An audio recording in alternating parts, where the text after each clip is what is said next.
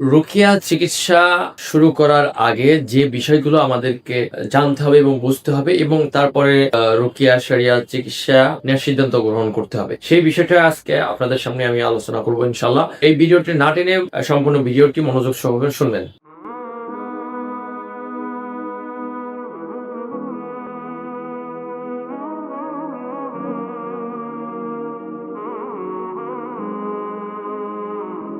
শুরুতেই আমরা জানি যে রুকিয়া শরিয়া আসলে কি। তো রুকিয়া শরিয়া হলো কোরআনের আয়াত, হাদিসের দোয়া এবং তিব্বে নববীর গবেষণালব্ধ জ্ঞান এবং অভিজ্ঞতালব্ধ জ্ঞানের আলোকে জিন, জাদু, ওয়াসওয়াসা, বদনজর এবং বিভিন্ন ধরনের মানসিক এবং শারীরিক সমস্যার জন্য শরীয়ত সম্মত একটি চিকিৎসা ব্যবস্থা। তো চলুন রুকিয়া শরিয়ার চিকিৎসা নেওয়ার ধাপগুলো সম্পর্কে আমরা এবার জানি। শুরুতেই প্রথম ধাপটি হলো যে ডায়াগনোসিস রুকিয়া সেশন।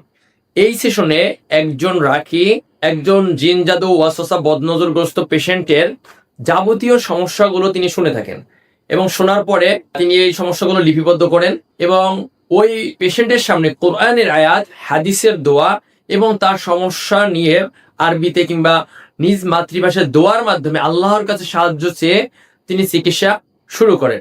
এবং যখন ওই পেশেন্ট এই রুকিয়া শুনবে, তার শরীরে এবং মনে কিছু ক্রিয়া পরিলক্ষিত হয়, যার মাধ্যমে রাকি সাহেব বুঝতে পারেন যে সে জিন, জাদু, ওয়াসওয়াসা, বদনজরে আক্রান্ত কিনা। তার রুকিয়া সেশনে প্রকাশিত অ্যাকশনগুলো বা ক্রিয়াগুলো তার সাথে রোগীর যে হিস্টোরিগুলো নেওয়া হয় সেই সাইন অ্যান্ড সিমটম গুলো মিলিয়ে একজন রাকি তার অভিজ্ঞতা এবং দক্ষতার আলোকে পেশেন্টের সমস্যাটাকে ভালোভাবে ডায়াগনোসিস করে। তো রুকিয়া চলাকালীন যে সকল সাইন পরিলক্ষিত হয় বা ক্রিয়া দেখা যায়, সেটা হচ্ছে যে যখন পেশেন্ট রুকিয়া শুনে তার শরীরে জ্বালা পোড়া করে, শরীর ব্যথা করে, সে কান্না করে দেয়, সে এমনি এমনি হাসতে থাকে বা সে অজ্ঞান হয়ে যায়, অথবা সে প্রচন্ড ঘুমিয়ে পড়ে। অনেক সময় পেশেন্ট বমি করে দেয়, কফ থুতু চলে আসে, তার চোখ দিয়ে পানি পড়ে। এভাবে বিভিন্ন লক্ষণ এবং আলামত তার ভিতরে প্রকাশিত পায়। এই আলামত গুলো হলো সে যে বদনজর, হাসাদের সমস্যা আক্রান্ত কিংবা জিনজাত সমস্যার আক্রান্ত তার একটা লক্ষণ বা সাইন। তো এই ডায়াগনোসিস রুকিয়া সেশনে যদি পেশেন্টের কোনো সাইন বা আলামত পরিলক্ষিত না হয়, সেক্ষেত্রে পেশেন্টকে দীর্ঘদিন ধরে ভালোভাবে সেলফ রুকিয়া করতে হয় এবং 21 দিন বা 1 মাস পর পর সরাসরি কোনো রাকির অধীনে গিয়ে আবার সরাসরি রুকিয়া করে তার সমস্যাটা সলিউশন করার চেষ্টা করতে হয়। তারপরে যদি তার তেমন প্রতিক্রিয়া লক্ষ্য না করা যায় রুকিয়া শুনে, সেক্ষেত্রে তাদের ক্ষেত্রে তাদমির সেশন করতে হয়, ইস্তেফরাক সেশন করতে হয়, হিজামা করতে হয়। এই সকল অল্টারনেটিভ ওয়েতে তাকে ট্রিটমেন্ট দিতে হয়।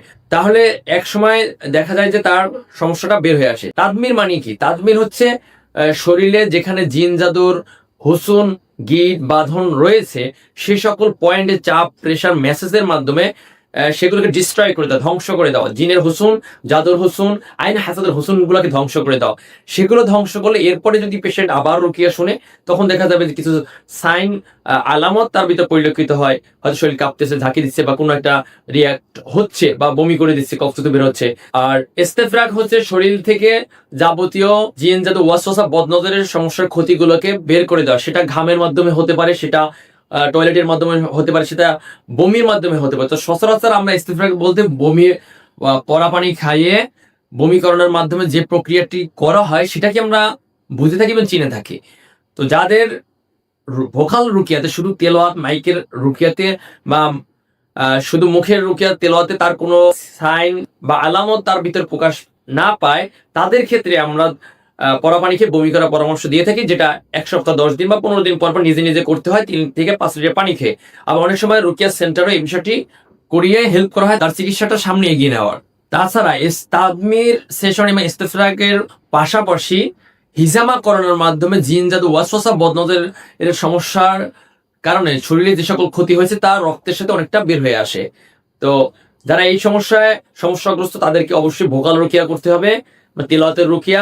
দ্বিতীয়ত তাতে রিয়েক্ট না হলে সাথে অবশ্যই তাদমির ইস্তেফরাক সেশন করতে হবে এবং তার সাথে অবশ্যই হিজামা করতে হবে। তাহলে তাদের এই কেসগুলো ইনশাল্লাহ সহজ হবে, আশা করি বুঝতে পারছে। চতুর্থ ধাপ হলো রাকির দিক নির্দেশনা এবং ফলো আপ। প্রথম ডায়াগনোসিস সেশন করার পর রাকি সাহেব আপনাকে যে বিষয়গুলো বাসায় সেলফ রুকিয়া করার জন্য দিয়ে থাকেন, যে সকল দিক নির্দেশনা দিয়ে থাকেন, আপনি সেটা মেনে চলবেন এবং সেই আমলগুলো করে আবার আপনি রাকি সাহেবের সাথে যোগাযোগ করবেন, আপনার সমস্যা আপডেট জানাবেন এবং সে অনুযায়ী আপনাকে পরবর্তী সেশনে আগাতে হবে। দীর্ঘমেয়াদে যাদের সমস্যা অনেক বেশি জটিল মারাত্মক, দীর্ঘমেয়াদে তাদেরকে বাসায় সেলফ রুকিয়া করতে হবে, তেমনি কোনো রুকিয়া সেন্টারে বা রাকির কাছে গিয়ে অবশ্যই সরাসরি রুকিয়া করতে হবে। এই দুইটার কম্বাইন্ড মিলে আপনার ট্রিটমেন্ট প্রসেসটা সামনের দিকে আগাবে ইনশাল্লাহ। পঞ্চম ধাপ হলো বাসায় সেলফ রুকিয়া করা। তো সেলফ রুকিয়াতে যে বিষয়গুলো থাকে, এক নম্বর হচ্ছে যে রুকিয়া অডিও শোনা, পরা পানি ব্যবহার করা, পরা পানি খাওয়া, গোসল করা, তেল শরীরে মাখা, এটা হতে পারে গোসলের পরে, পরা অলিভ অয়েল সারা শরীরে মাখা। চিকিৎসার প্রয়োজনে কালো জিরা এবং মধু খাওয়া যেতে পারে। আরেকটি গুরুত্বপূর্ণ বিষয় হচ্ছে যে শুধু রাকির উপর নির্ভর না করে নিজে ভালোভাবে সেলফ রুকিয়া অবশ্যই চালিয়ে যেতে হবে আল্লাহর উপর ভরসা করে। কখনোই এরকম রাখা যাবে না যে রাকি আমাকে সুস্থ করে দেবে, সুস্থতার মালিক তো আল্লাহ। রাকি আপনাকে দিক নির্দেশনা দিবেন, সেভাবে আপনি সেলফ রুকিয়া বাসায় করবেন এবং সরাসরি আল্লাহর সাথে আপনি কানেক্টেড থাকবেন। আল্লাহর কাছে প্রচুর দোয়া করবেন যে আল্লাহ আমার এই সমস্যাগুলো দূর করে দেন, আমাকে এই সমস্যা থেকে সুস্থ করে দেন। তাহলে আশা করা যায় যে বাসায় আপনার সেলফ রুকিয়া এবং পাশাপাশি সরাসরি রাকির অধীনে রুকিয়া করার দুইটার সম্মিলিত মাধ্যমে ইনশাল্লাহ আপনার সমস্যাগুলো থেকে আপনি স্থায়ীভাবে এক পর্যায়ে আপনি বেড়ে আসতে পারবেন ইনশাল্লাহ। ষষ্ঠ ধাপ হলো ফলো আপে থাকা, ট্রিটমেন্টের ফলো আপে থাকা। আর শুধু সেলফ রুকিয়া কখনোই যথেষ্ট নয়। অনেকে এই ভুলটা করে দেখেন যে একবার রুকিয়া করে যান কোনো রাকির কাছ থেকে বা রুকিয়া সেন্টার থেকে, তো পরবর্তীতে শুধু সারা বছর সেলফ রুকিয়া করেন। তো এভাবে করলে আসলে এই কেসগুলা ক্লোজ করতে বা এটা থেকে পার্মানেন্টলি সুস্থ হতে অনেক দীর্ঘমেয়াদী সময়ের প্রয়োজন। তো আমরা বলবো না, এটা সঠিক আপনার থিঙ্কিং না বা সঠিক ডিসিশন না, সঠিক পরিকল্পনা না। আপনি কারো মাধ্যমে রুকিয়া তো করবেন, তার আন্ডার থেকে সেলফ রুকিয়া করবেন এবং নিয়মিত ফলো আপে থাকবে, সেটা হোক 1 মাস 2 মাস বা 3 মাস, যেটাই হোক মিনিমাম ন্যূনতম 1 মাস পর পরে রুকিয়া করা প্রয়োজন হয়। 1 মাস পর পর সরাসরি রাকি বা রুকিয়া সেটা রুকিয়া করবেন আর 1 মাসের আমল নিজে বাসায় করবেন, তাহলে ইনশাল্লাহ এই বিষয়গুলো অনেক ইজি হয়ে যাবে। সপ্তম ধাপ হলো ধৈর্য ধরে চিকিৎসা চালিয়ে যেতে হবে। অনেকে 2-3টা সেশন নিয়ে বলেন যে আমি তো এখনো সুস্থ হইনি, আমি কবে সুস্থ হব, কখন সুস্থ হব। এরকম আসলে হয় না। যদি আপনার সমস্যাটা হয় অনেক দীর্ঘমেয়াদের, আপনি 10-15 বছর ধরে জিন জাতীয় সমস্যায় ভুগতেছেন, এখন আপনি এসে আমার কাছে বলতেছেন একটা সেশন করে আমাকে সুস্থ করে দেন, 2টা সেশন বা 3টা সেশন আমাদের কেসটা ক্লোজ করে দেন, এটা কিভাবে সম্ভব ভাই? যেখানে আপনি 15 বছর ধরে জিন জাতীয়তে আক্রান্ত, এই জিন 24 ঘন্টা আপনার শরীরে অনেক হুসুম তৈরি করেছে, অনেক গিট লাগিয়েছে, অনেক সমস্যা তৈরি করেছে, আপনার জীবনটাকে এলোমেলো করে দিচ্ছে। তো সেখানে আমি কেন, পৃথিবীর কোনো রাখির পক্ষে সম্ভব না আপনাকে 2-3 সেশনে সুস্থ করা। সমস্যা যত পুরাতন, আপনার সুস্থ হতেও একটু সময় লাগবে, এজন্য ধৈর্য ধরতে হবে, ভালোভাবে সেলফ রুকিয়া করতে হবে, রাকির পরামর্শ তো অবশ্যই মেনে চলতে হবে। হ্যাঁ, তবে আপনার সমস্যা যদি নতুন হয়, যে খুবই রিসেন্ট 2-3 মাস বা 6 মাস, তাড়াতাড়ি আল্লাহর ইচ্ছায় সুস্থ হয়ে যেতে পারেন, কিন্তু ধৈর্য ধরে আপনাকে অবশ্যই রুকিয়া করতে হবে। আস্থা, আমল এবং ধৈর্য থাকলে ইনশাল্লাহ স্থায়ীভাবে সুস্থ হওয়া সম্ভব। রোকেয়া শরিয়া একটি সুন্নাহ ভিত্তিক এবং গবেষণালব্ধ জ্ঞানের আলোকে একটি চিকিৎসা ব্যবস্থা।